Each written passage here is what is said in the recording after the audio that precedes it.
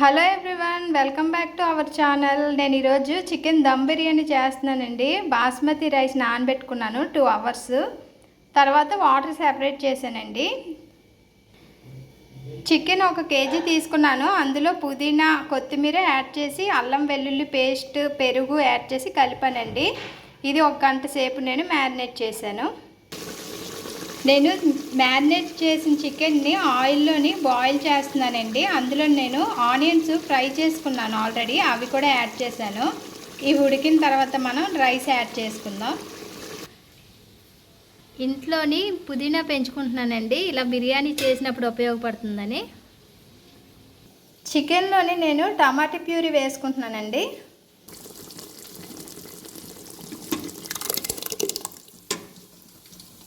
టమాటా puree వేసి కలుపుతాను.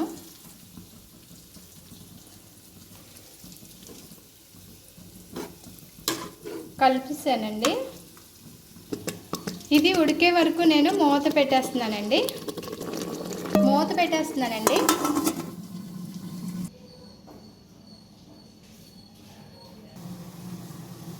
తీసి చూద్దామండి. చూడండి, చికెన్ బాగా ఉడికిపోయింది కదా. ఇప్పుడు మనం ఇందులోని వాటర్ యాడ్ చేసుకోవాలన్నమాట. నేను వాటర్ యాడ్ చేస్తానండి. 1 గ్లాస్ బియ్యం తీసుకుంటే 1 గ్లాస్ వాటర్ వేయాలి. బాస్మతి రైస్ బేగా ఉడికిపోతుంది అనమాట, మామూలు రైస్ లాగా కాదు. ఎన్ని గ్లాసులు బియ్యం తీసుకుంటామో అన్ని గ్లాసులు వాటర్ యాడ్ చేయండి. మామూలుగా వేరే బియ్యం అయితే డబల్ గ్లాసులు వేస్తాం కదా, 1కి 2 గ్లాసులు. దీనికి అలా కాదు, చాలా సెన్సిటివ్గా ఉంటుంది ఈ రైస్. 1 గ్లాస్ బియ్యానికి 1 గ్లాస్ వాటర్ యాడ్ చేయండి. వాటర్ అయితే మరుగుతున్నాయి కదా, నేను మూత పెట్టుకుంటున్నాను. నేను ఇందాక చికెన్ మ్యారినేట్ చేశాను కదండి, దాన్నే ఫ్రై కూడా చేశాను. మనకి బ్యాంబూ చికెన్లా వస్తుంది, చాలా టేస్ట్గా ఉంటుంది. ట్రై చేయండి. మూత తీసి చూద్దామండి. వాటర్ అయితే మరిగిపోయాయి చూడండి, బాగా మరిగిపోయాయి కదా. ఇప్పుడు రైస్ యాడ్ చేసుకుందాం. నేను రైస్ యాడ్ చేస్తానండి, కలుపుదాం. ఇప్పుడు రైస్ యాడ్ చేస్తాం కదండి, చాలా నెమ్మదిగా కలపాలన్నమాట, బియ్యం ఇరిగిపోకుండా. బియ్యం యాడ్ చేస్తాం కదండి, ఇప్పుడు ఆవిరిపోకుండా మనం మూత పెట్టుకోవాలి.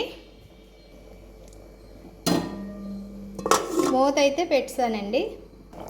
నేను కొంచెం నెయ్యి వేసుకుంటున్నానండి మంచి ఫ్లేవర్కి. ఇప్పుడు మూత పెట్టేస్తున్నాను టైట్గా. నేనైతే మూత పెట్టేసి బరువుకైతే రాయి పెట్టానండి, దమ్ బయటకు పోకుండా.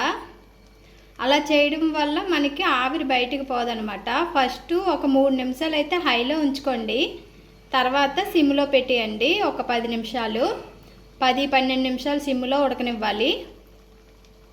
తర్వాత ఆపేసిన తర్వాత మళ్ళీ ఒక పావు గంట వరకు దాన్ని కదపకుండా ఉంచితే బాగా దమ్ అవుతుందండి, రైస్ బాగుంటుంది. నేనైతే పిండి పెట్టట్లేదండి, రాయి పెట్టాను బరువుకి.